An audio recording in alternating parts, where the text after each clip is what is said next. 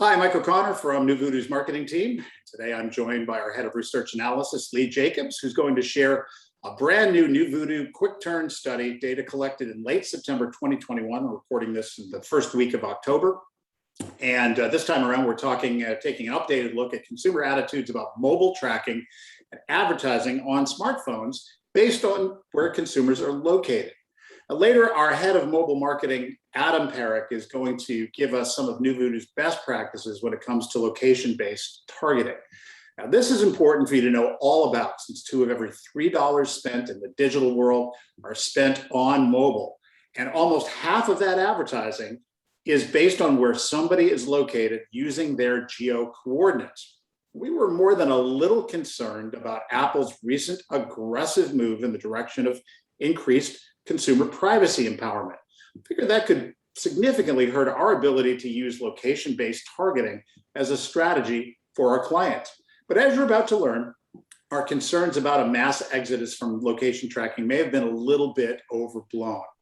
Now, before I hand things off to Lee, if you enjoyed seeing research in the past or this video, make sure you give this a thumbs up, subscribe to our channel, and ring the alert bell so you'll be notified when we post future recordings about free research or with free research. Lee, what I like about these NuVoodoo Quick Turn studies we've been doing is how large the samples are and how fast we're getting the answers back. We are able to get these nationwide studies in and out of the field very quickly, Mike. This latest one, 1,966 adults, ages 18 to 64, balanced by age, gender, and geography. We started fielding September 17th and closed out sampling on the 19th of September. We asked consumers how much they trust various organizations to use their personal information and their location responsibly on a 10-point scale. And what jumped off the page for us were the large percentages with very low trust concerning Facebook and co-owned Instagram. On a scale where 1 means no trust at all and 10 means complete trust, over 40% rated their trust for Facebook or Instagram at a 1, 2, or a 3. And you'll note the comparable numbers for Amazon and Google are at about half that level, and only a bit worse when it comes to distrust for local media outlets and radio and TV. To get our arms around the numbers, though, let's take a look at these numbers as mean scores. How many people trust these entities is going to be important as we dive deeper into the data. So here are the numbers rendered as mean scores and broken down by wide demographic groups. Facebook and Instagram struggle to hit a 5 in any demo group on this 10-point scale, while Amazon and Google exceeded 6s in nearly all demos, and local radio and TV stations are only a few tenths behind the numbers for Google. Local and radio and TV notch their best numbers among 25 to 54s, but post good numbers both among 18 to 34s and 35 to 64s. Among smartphone users, which account for nearly all of our respondents, a 40% plurality says apps tracking their location is very helpful. Another 29% say app tracking is helpful for apps where location tracking is an obvious advantage, maps, for example, but a waste of battery life for others. There's another 5% who conclude that any location tracking is a battery waste. So that's 34% concerned about battery life when it comes to location tracking, compared to 19% who were concerned about privacy. If battery life wasn't a concern, that's at least 2/3 who think location tracking is helpful, compared to about a 1/5 who worry about privacy. If you break the numbers down into wide demographic groups, you'll see it's 35 to 64s where privacy concerns get bigger, at 23% among that group, but about half again the 15% we see with privacy concerns among 18 to 34s. For the moment, however, app privacy and location tracking are concerns that Apple is shining a light on, so we need to be able to distinguish between iOS and Android users. In this sample, iOS users are a 49% plurality overall and a strong majority of the 18 to 34s. Android is a narrow majority among 35 to 64s, and the two platforms are nearly tied among the 25 to 54s, the demo most sought after by advertisers. So let's look at attitudes about app location tracking among iOS and Android users. All told, iOS users are a few points more likely to have an opinion on the subject, a few points less likely to be worried about battery life, and significantly more inclined to find app location tracking helpful. Close to 30% are concerned about battery life overall, but ignoring that concern for a moment, it's 73% among iOS users who find location tracking helpful for at least some apps, and 65% among the Android users. Privacy concerns are about the same among the two groups at 19 and 20%. The colors change again here because we're looking at a different question. What do they do if asked if an app can use their location? Some have the option to allow tracking only while they're using the app, or to make a choice based on how much they trust the organization behind the app. But all told, well over 4 in 5 feel comfortable allowing location tracking, at least in some configuration or another. A little higher among iOS users than among Android users overall. Men are about twice as likely as women to allow location tracking with apps regardless of app usage or trust. Women are more likely to allow only when using an app. And it's among 35 to 64s where the numbers saying they don't allow location tracking at all get their highest. 16% among men 35 to 64 and 20% among the women. On the right, those who allow location tracking only while using an app. There, 59% say they've received offers from brands or merchants that seem to be tied to their location. On the left, those who always allow location tracking, where it's 80% who say they've received location-based offers. And among the plurality of the sample, those who allow location tracking with trusted apps, in the middle of the 3 columns, 70% say they've received location-sensitive offers. So among those who allow location-specific notifications at all and say they've received a location-based offer, a group that amounts to nearly half our sample, better than 1 in 5 say they took advantage of the offer right away, and a nearly equal-sized group planned on using the offer. Those are strong numbers no matter how you look at it. And we gave respondents who allow any app location tracking a menu of 7 things that might cause them to allow an app to track their location.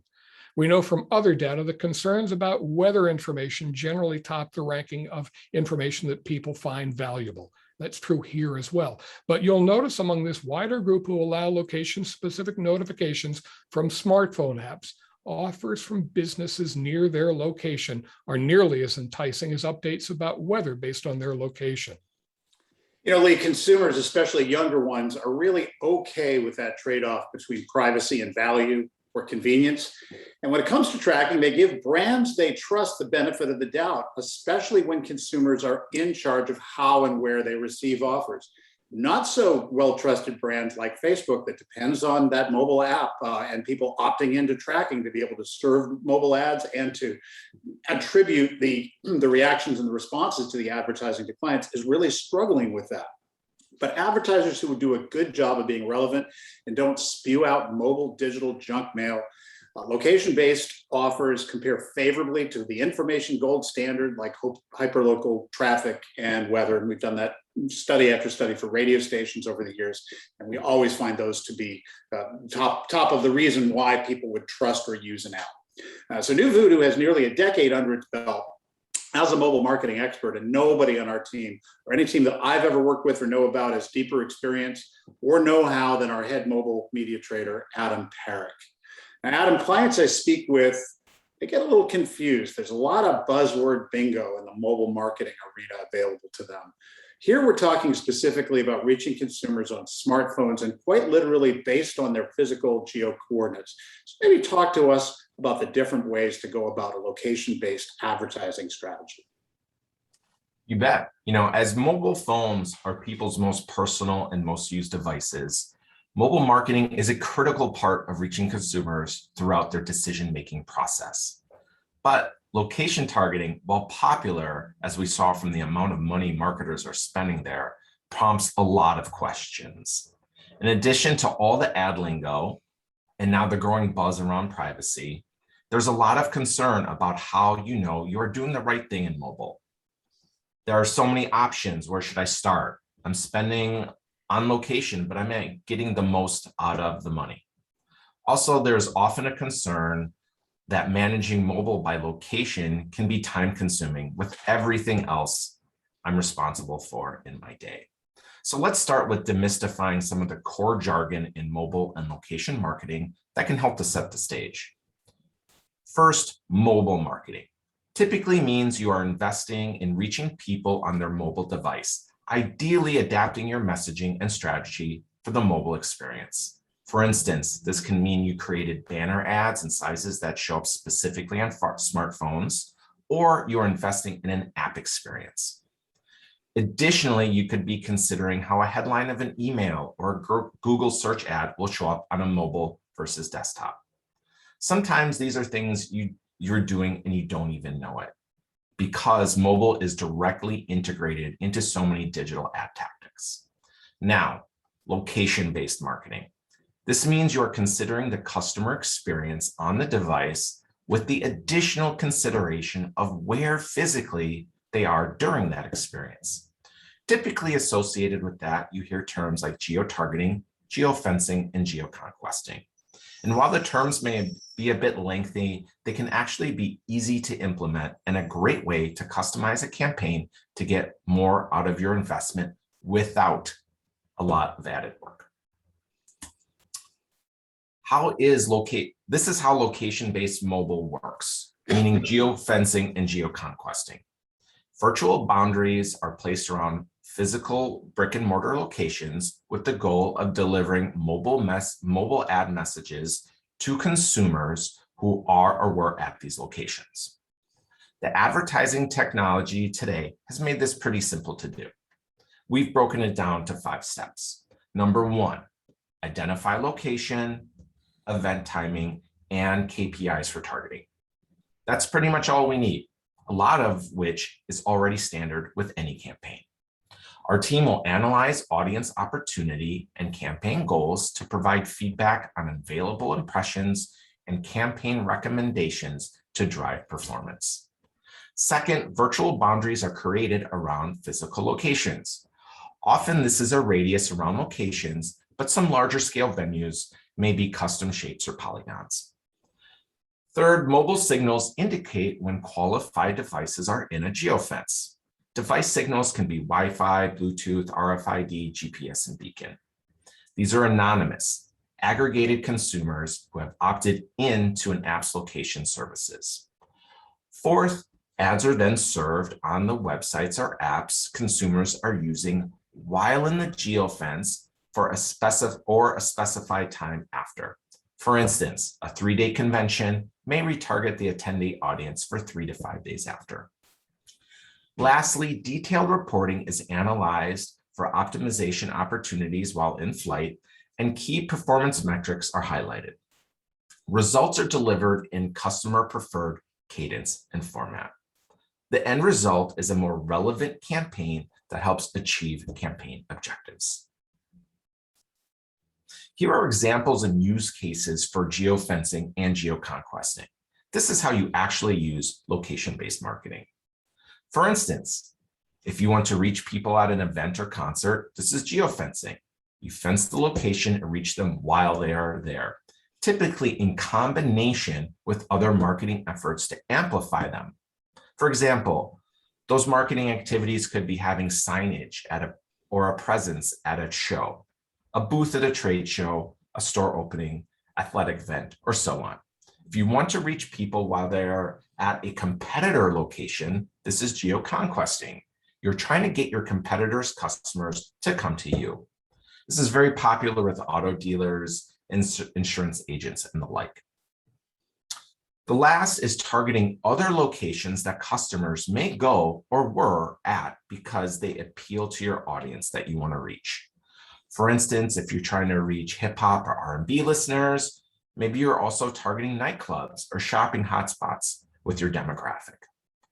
Geofencing is typically in the moment, and geoconquesting can incorporate people who were at a location to get the most scale and dominate that audience.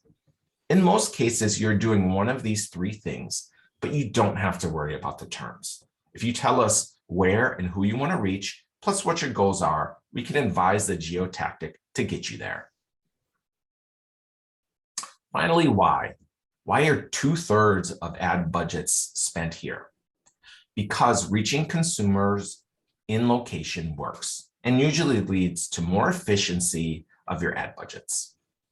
In a mid-2020 survey by Foursquare, almost 80% of the marketers surveyed say that location-based marketing gets higher response rates and more customer engagement than traditional forms of marketing. Additionally, when mobile marketing companies look at marketing efforts across their platforms, they continually find that location-based marketing drives 2 times greater response rates versus those without any location component.